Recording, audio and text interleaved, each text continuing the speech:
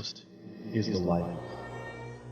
It was ever present and bathed the room in that sterile clinical sheen which only comes from overbright fluorescence. It didn't help that the walls were as white as the light, the floor too. In fact, the only color variation in the space at all came from the steel toilet sink combination thing. Oh, and the bits of gray concrete in the room, namely a half-height privacy wall for said toilet and the slight step up to a platform where sat the large rectangular concrete bench. Sorry, bed. There was a sickly green quarter-inch thick plastic mat there after all. The room is one of the holding cells in a detention facility located about 4 miles away from the heart of our nation's capital. Eventually I'd learned that it was part of the wing that had recently been refurbished, hence the bright white and working heat. I'd also learned it was designed to hold upwards of 12 inmates for an average of 12 hours, but not more than 24 at a time, unless you're unlucky enough to be brought in on a Friday afternoon like I was, at which point you cool your heels until the following Monday.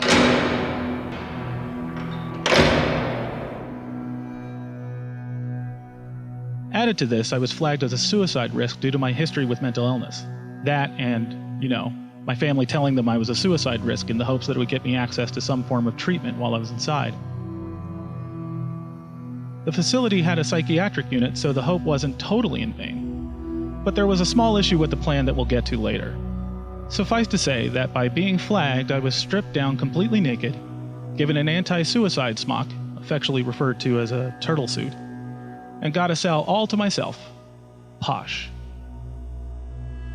It was the second full day when I started hallucinating, or at least I think it was. It's hard to measure time in a place where nothing ever changes. My only view was a 4x4 window to a hallway that was lit every bit as clinically as the room that was now my everything. You learn to count the meals to measure time. The toast and eggs with milk meant it was morning. Lunch marked midday, and dinner meant it was late afternoon/early evening. The eggs and milk became the most vital clues though, as that was the only meal that was clearly identifiable as breakfast and thus marked a new day. The other two trays would frequently run into each other. They could either be lunch or dinner, and eventually I couldn't tell if I imagined them or not. So it was around the second breakfast tray when I started having conversations in my head that I was responding to out loud. Never sure I was dreaming or not, I just went with it. Again, to pass the time. 2 food trays or so after that, the conversations weren't in my head anymore. I could hear, but not see the other. That was the name I gave, because to this day I'm not sure who or what they were. They kept me company though, so I was okay with them at first. At least, until they started to manifest in other ways. Around non-breakfast tray 3, I'd started seeing pools of shadow in the room that I'd fixate on so I could just see any kind of light difference. A tactic the other inmates in holding used to pass the time was to sleep as much as possible, using a shirt as shade. Having no clothes, I pulled a corner of the pad over my head and taught myself to maintain a death grip on it even while asleep. It wasn't very effective, so I welcomed the pools of darkness conjured by my brain.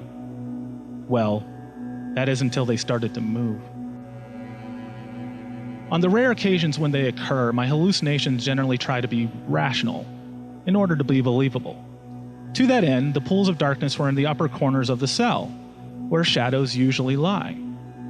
The ceiling lights didn't hang down and had wraparound diffusers, so they had cast light in all directions. This is how I knew that the darkness was manifested by my mind. Well, that and the fact that I could hear them, all oily and condescending. Since they'd started getting nasty, I told them to go away. They were only my imagination after all, so they were mine to control. Or not, as they laughed at me and started to slowly crawl together to form larger masses. So I hid under the pad again, thinking that if I could just fall asleep long enough, someone would get me out of this place. Just let me dream of somewhere else. Please. The knock at the door that signified another food tray pulled me out of the doze. Releasing the pad, I looked to the ceiling and the shadows were gone. Breathing a sigh of relief, I rolled into a seating position and looked to the door to see which tray it was, only to see it wasn't a tray at all. It was an orange and green striped puddle that, as soon as I laid eyes on it, started moving in my direction.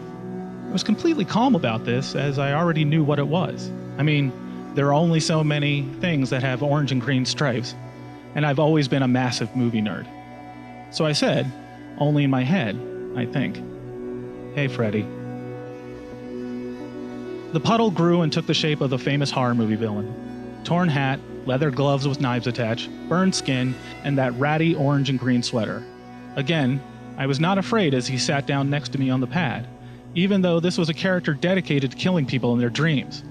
Instead, I was mostly focused on the fact that I could clearly see and hear him. That, I thought in the back of my head, is less than good. Kind of cool, but definitely not good. As if he was reading my mind, which, of course he was, he said, "You know I'm a hallucination, right?" I sighed, a deep breath that straightened my back, puffed out my chest, and squared my shoulders, before completely deflating and hunching back over. "Yeah," I said out loud for sure this time, because I didn't care about hiding it anymore. "I know, but you're keeping me company and the shadows away."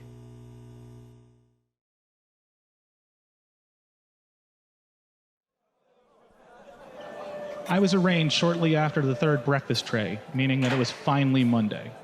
It shocked me to realize that it had only been 3 days. Well, 2.5. They pulled me out to go to the video court, which was conveniently only 15 feet down the hall from my cell. I sat on a bench, waiting for my turn and basking in the noise of it all. There were people. It was great. Eventually, I was told to sit at a table and that the guy there with me was my public defender. Oh, and he asked me how I pleaded. He had to ask me 3 or 4 times because the whirlwind and noise were confusing, especially after the previous weekend. It strikes me now, years later, that both of the times I was arrested were marked with a profound sense of confusion. In each case, I was expected to make detailed and complex legal decisions with little to no advice or context, on short notice, while I was in an altered state. The first time, a magistrate wanted me to sign some papers that, to this day, I still don't understand their purpose. The second time was here in the courtroom, answering questions about sources of income and my response to the charges. I pleaded no contest to the probation violation and a vehement "not guilty" on the assault charge. Somehow I'd messed up the answers about my income because even though I was unemployed at the time, they denied me access to a public defender. Further, they denied bail. I only mentioned these 2 things because they were so unexpected. Everyone I'd dealt with until that point, from the officer who brought me in to the shift supervisor I spoke with on my first night there, all seemed to think I'd get arraigned and go home. That I only had to knuckle down and get through that one weekend. You need to understand just how unexpected this outcome was so that you will now understand why I went from the most relaxed, "this has been an ordeal, but the system is going to work and I'm going to go home" person, to having 2 people dragging me out of a room while I screamed at the image of a judge on television. The 2 sets of hands dragged me back to the holding cell, every bit as bright and white as it had been up until that point. Only instead of clinical, the light felt like metal spikes scraping and scratching. They put me back in the cell and I screamed at the door for someone to get me out of there. Someone get me a phone. Someone call my family. Someone, please. The guards and their shift supervisor had long since told me to shut up, and that if I hadn't fucked up, then I wouldn't have been there in the first place, so I should stop complaining to them about it. I'd seen a lot of prison movies and read a lot of stories and articles about the correction system, so I chose to comply. Besides, my attention was now focused on the shadows that were now together in a human shape, prowling the wall. Freddy hadn't been back since what I then knew was Sunday, and I was on my own. To be honest, dear listener, I don't know how much of this was a dream or hallucinated reality. All I knew at the time was I was never getting out of there. Everything was hopeless, and somehow the oily tar lady working her way down the wall represented those feelings. Which is why I kept yelling at her to stay away. Did I yell in the cell? Did I accidentally shout out like I sometimes do now in bed with my nightmares? Or was it all in my head? No idea. The only thing I do know is that the counselors came before the next tray.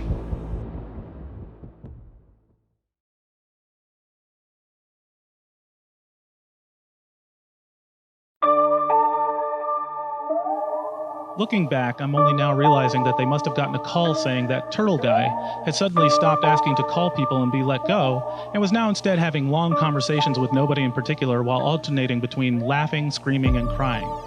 I remember them walking in, asking if I'd like to talk with them. It took me a minute or two to answer, mostly because I was trying to confirm they were real.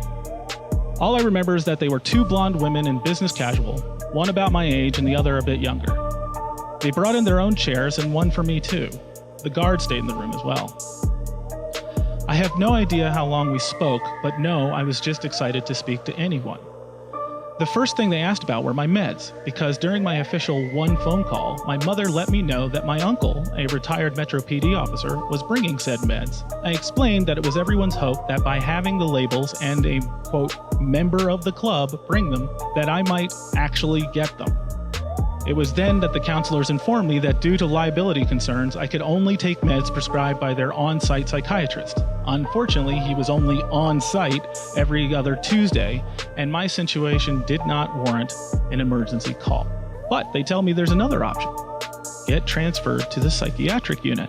Okay, fine. Do they turn off the lights there? I may have sounded less than enthused, but honestly, I was excited by the possibility of getting transferred anywhere away from that room.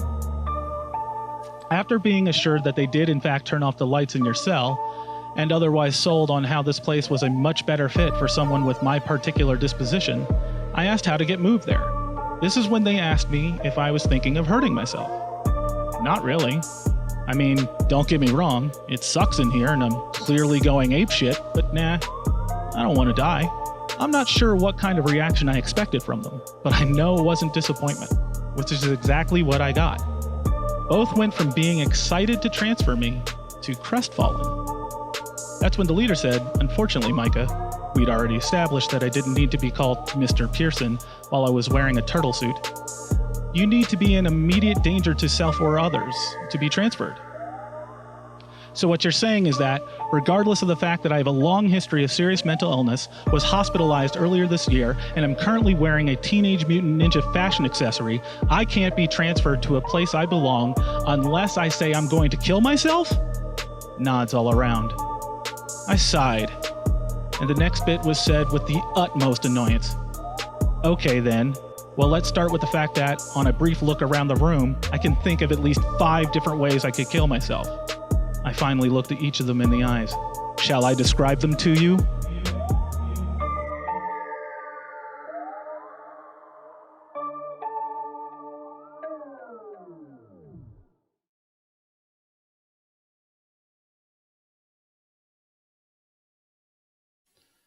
I'd lost track of the trays by this point, and had started to believe that I'd imagined the counselors.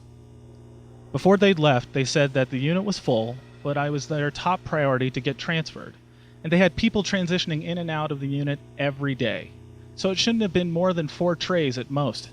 I could count to 4. That is something I could do twisted in my pad, hiding from the light and the voices. By this time, I was having conversations with family, friends, and even a high school teacher or two, who'd all stop by to tell me how much of a disappointment I was to them. It was hard to argue, seeing as how I was wearing a turtle suit in a detention center, and not for the first time that year. Oh, and that I was not too slowly going insane. By my math, the only thing holding me together was that the last dose of medications I took before I was brought in should have still been in my bloodstream. Once that was gone, I was afraid that all of this was going to get a lot uglier. Even in the weeks after my release, I wasn't entirely sure how long I was in that holding cell before being transferred to the psychiatric unit. I know that I was in 24-hour isolation in that room at least 7 out of the 16 days I was inside. Then it was 24 hours the first day in the psych unit, and 23 hours for the next 3 after that. The transfer itself is a bit of a blur, as my meds had worn off and I was fully experiencing mania at the thought of getting out of that evil white room. The counselors and corrections officers told me later that I was wide-eyed and babbling non-stop as I was brought in. All I remember is euphoria.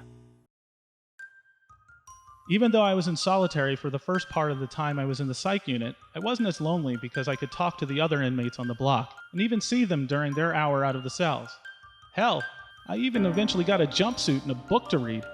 Take away the guy who smeared his feces on the wall of his cell, that the inmates had to volunteer to clean out to deal with the smell, while banging on the steel doors all day, all night, every day, every night, and the fact that the old wing we were in wasn't heated in roughly 56 degrees, this place was a vacation compared to that holding cell. I mean, I could turn off the light. It was practically heaven.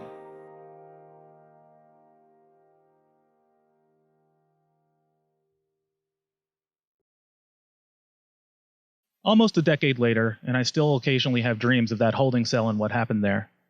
Even now, I still regularly hear echoes of the banging sound of the cell door being kicked.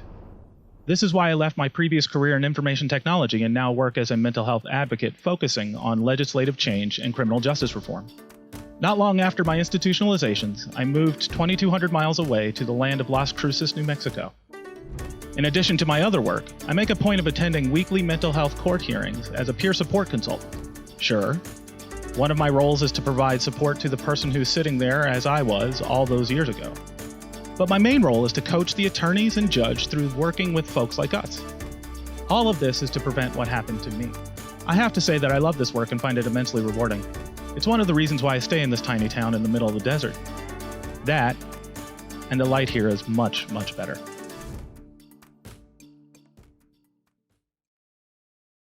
Hey everybody, thanks for watching the pilot episode of what will be an ongoing series of shorts based off of my book, A Peek Inside Illustrated Journeys in Life with Mental Illness.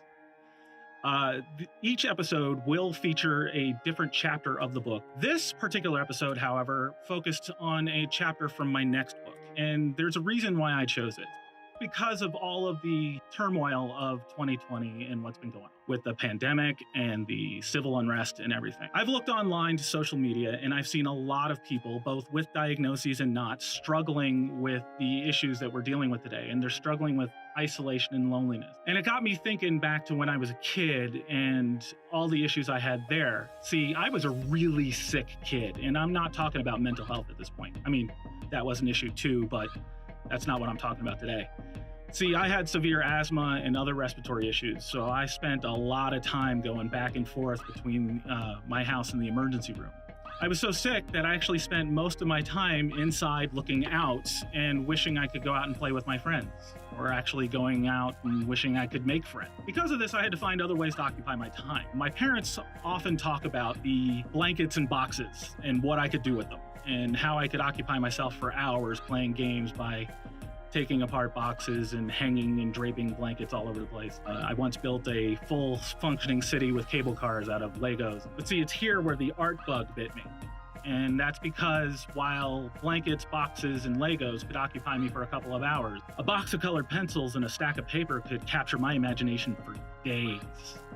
So earlier this year, when I was looking at all the people struggling with their mental health and isolation, I started to think about those games I used to play as a kid. And I started to use art to express those things. And the first one I did was actually for my sister's birthday. See, she's an artist like me and was struggling with the isolation like I was. So I painted a picture of her using art to escape. What followed was a series of more pictures focused around kids using their imaginations to get out of the situations they're in. All of this to express the positive ways that we can deal with isolation. Each image capturing the ways kids can use their imaginations to explore a brighter, more exciting world. This is why I opened on my story with solitary confinement, because we all had to go through this ordeal one way, shape, or form this year. The important thing to remember is that you are not alone, no matter how it feels sometimes. There's support and there's ways you can escape. For me, it's art, online chats with my friends, and getting involved with advocacy. For you, it might be something different, but it's there, and you just have to reach out for it. Thanks for watching. Thank you to NAMI Wichita for supporting me, and just take care of yourselves out there.